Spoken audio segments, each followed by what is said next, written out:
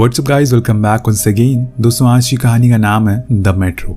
कहानी की शुरुआत एक बूढ़े आदमी से होती है जो इस टनल का मेंटेनेंस देखता है, लेकिन आज उसे यहाँ के हालात कुछ ठीक नहीं लग रहे हैं क्योंकि दीवारों पर काफी तेज पानी लीक हो रहा है और ये एक अच्छी बात नहीं है। इसलिए वो अपनी ड्यूटी निभाते हुए अपने सीनियर के पास जाता है और उन्हें इस बारे में तुरंत बताता है, लेकिन वो उसकी बातों पर ध्यान नहीं देते और हम देख लेंगे ये बोलकर बात को टाल देते हैं। इसके बाद हम एक लोको पायलट को देखते हैं जिसकी ड्यूटी अब बस शुरू ही होने वाली थी, लेकिन तभी वो बूढ़ा आदमी जाकर उसे भी ये बात बता दे और वो पायलट कई और लोगों को इस बारे में बताकर अपनी ड्यूटी के लिए निकल जाता है। लेकिन यहाँ अब उस टनल के पानी का बहाव तेज होने लग गया था। वहीं दूसरी ओर हम एड्रियान को देखते हैं जो कि एक डॉक्टर है।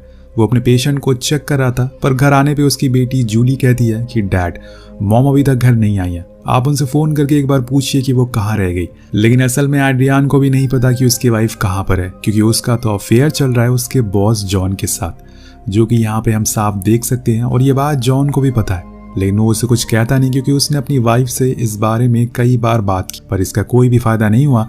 अब अगले दिन जूली और एड्रियान दोनों घर से निकल जाते हैं क्योंकि एक को स्कूल जाना था और दूसरे को हॉस्पिटल।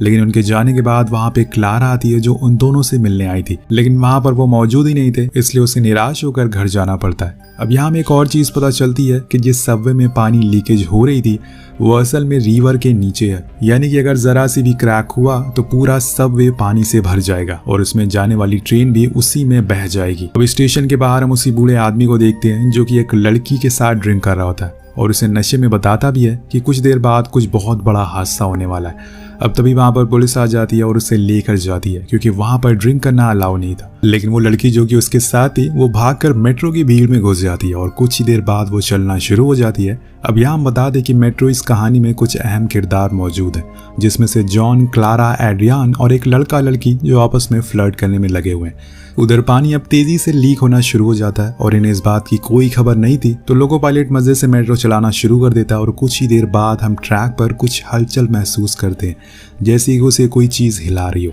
लेकिन ये बात पायलट को पता नहीं होती, इसलिए वो स्पीड और बढ़ाता और आराम से एप्पल खाने लगता है। लेकिन अब वहां की दीवारों में छेद होना शुरू हो गया था और पानी अब गिरने लगा था, और ये चीज जब लोको पायलट देख लेता है तो वो तुरंत इमरजेंसी ब्रेक लगाता है। लेकिन इतनी जल्दी ट्रेन नहीं रुकने वाली थी और उस ब्रेक की वजह से पीछे से सारे डिब्बे में तेजी का झटका लगता है और इसी वजह से जितने भी लोग मौजूद थे सभी एक दूसरे के ऊपर गिरना शुरू हो जाते हैं। अब मेट्रो पटरी से उतर जाती है, लेकिन जो कि मेट्रो टनल में थी इसलिए डब्बे गिरते नहीं है, लेकिन झटके की वजह से बहुत तबाही होती है।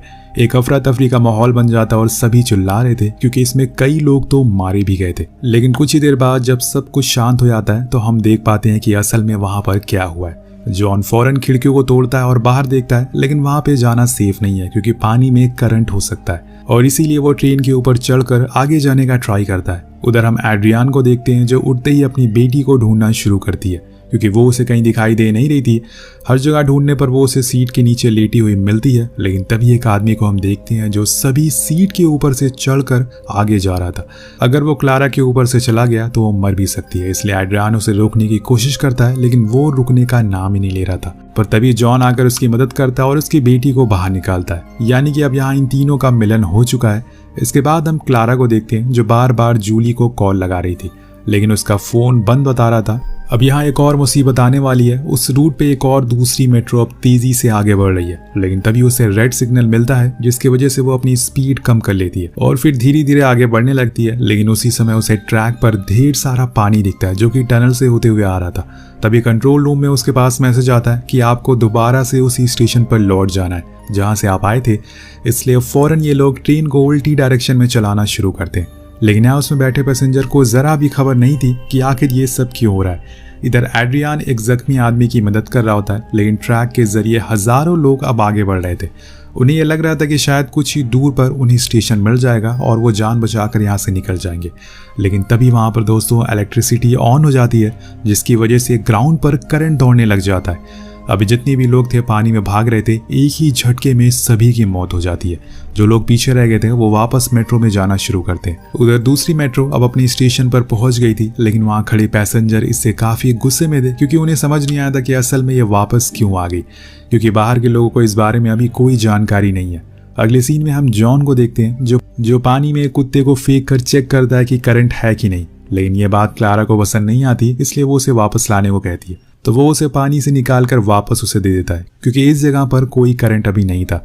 यहाँ जो लोग मेट्रो के अंदर फंसे हुए थे उसमें से वो दोनों लड़का लड़की भी होते हैं जो फ्लर्ट कर रहे थे। अब ये दोनों बाहर निकलने की कोशिश कर रहे थे, लेकिन तभी मेट्रो का एक हिस्सा उनके ऊपर गिर जाता है और वो फंस जाते हैं। हालांकि लड़की तो निकल जाती है, लेकिन लड़का उसी में फंसा रह जाता है। वो बहुत कोशिश करता है, लेकिन कोई फायदा नहीं हो रहा था, जिस वजह से वो लड़का कहता है कि तुम यहाँ से चली जाओ, अब मैं नहीं निकल सकता हूँ, मेरी मौत यहीं पर हो जाएगी।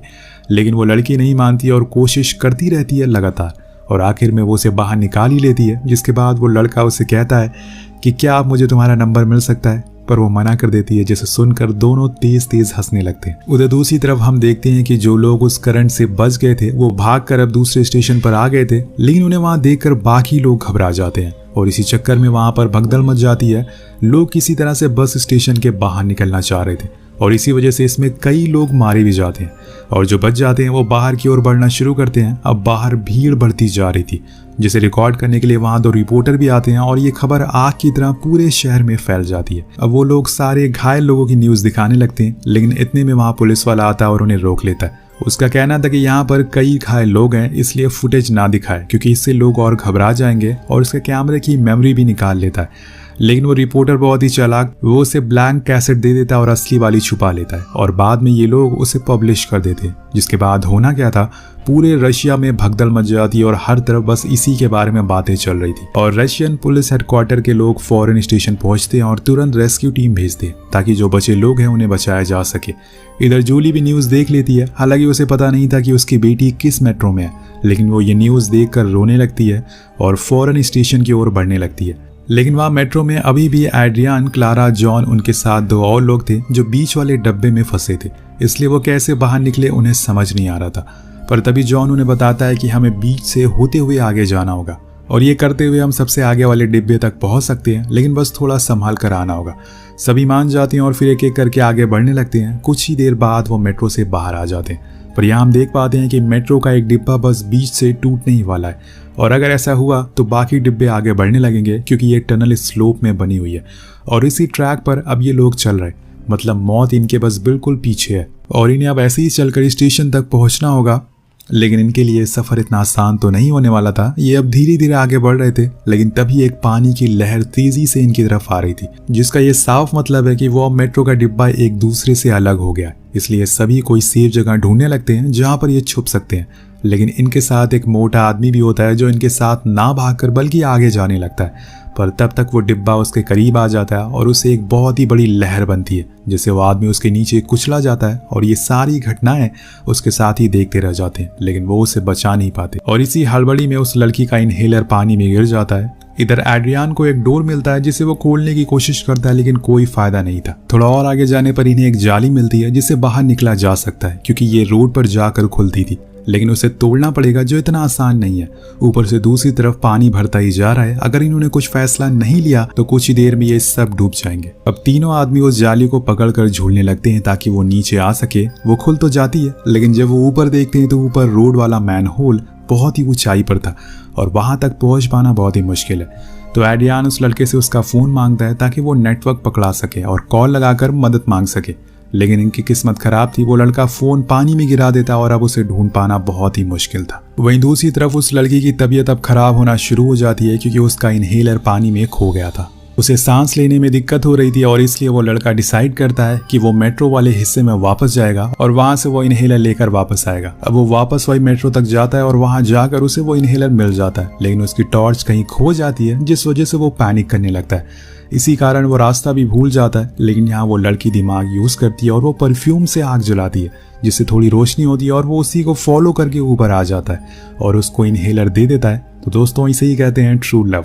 अब वो लोग फिर से उसी जाली के पास जाते हैं, लेकिन अब वहां पहले जैसा कुछ नहीं रहा, क्योंकि पानी का लेवल बहुत ही ऊपर आ गया था, जिस वजह से इन लोगों को अब सांस लेने में दिक्कत होने लगती है। सभी उस जाली से अपना मुंह ऊपर करके सांस ले रहे थे, तभी जॉन का फोन में सिग्नल आ जाता और वो तुरंत जूली को कॉल लगाता है। उसे बताता है कि हम लोग यहाँ एक मैन होल के नीचे फंसे हुए हैं, जल्दी से किसी को भेजो। मेरे साथ जूली और एड्रियान भी हैं। ये सुन के वो थोड़ा खुश होती है, क्योंकि कम से कम वो जिंदा है। अभी तक उसे यही लग रहा था कि वो मारे जा चुके हैं। तभी अचानक से हम देखते हैं कि एक पानी का सैलाब इनकी ओर तेजी से बढ़ रहा है। कुछ ही देर बाद ये सभी एक दूसरे से बिछड़ जाते हैं और यहाँ जो मेट्रो अटकी हुई थी वो आगे निकल जाती है, जिसके साथ वहां पे रुका हुआ पानी भी उसके साथ बह जाता है और इस जगह पर ये लोग फंसे थे वो वहां से बहकर आगे काफी आ जाते हैं। उनके जाने के कुछ देर बाद वहां पर रेस्क्यू वाले अंदर आते हैं क्योंकि जूली ने उन्हें बताया था कि वो यहीं पर फंसे हुए हैं, लेकिन उनकी किस्मत खराब थी, वो लोग अब और आगे निकल चुके हैं। उधर जॉन के पैर पर चोट लग जाती है और वो जैसे तैसे करके आगे आता है, अपने लोगों के पास पहुंचता है, लेकिन वो ऊपर चढ़ नहीं पा रहा था,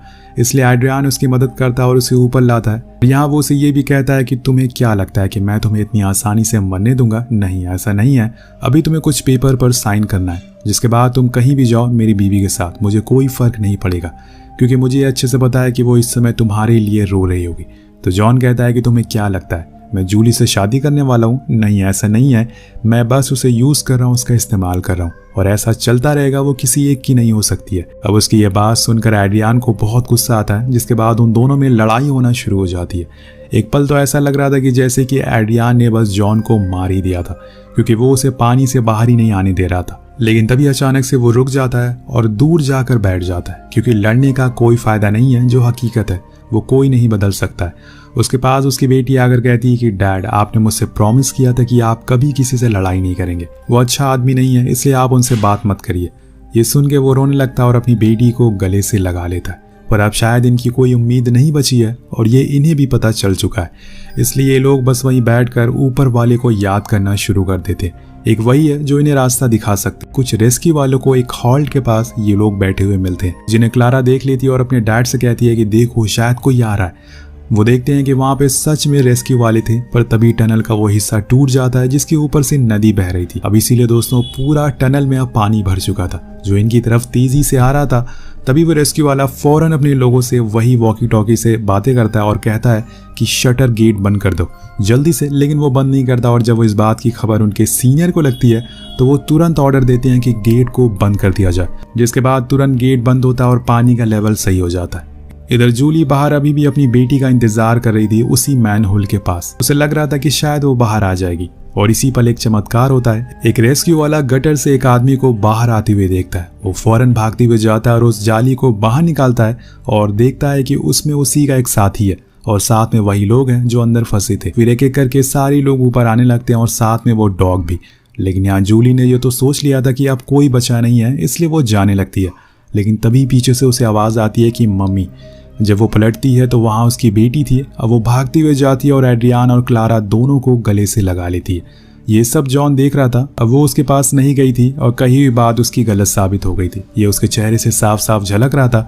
लेकिन यहाँ एड्रियान जूली से नाराज था, इसलिए वो उसके साथ बैठता नहीं है। लेकिन उसकी बेटी के रिक्वेस्ट करने पर वो उसके साथ एम्बुलेंस के अंदर बैठ जाता है। दूसरी तरफ हम उसी लड़के को देखते हैं जो उसे लड़की को प्रपोज करता है और वो लड़की भी एक्सेप्ट कर लेती है और इसी के साथ ये कहानी यहीं खत्म हो जाती है।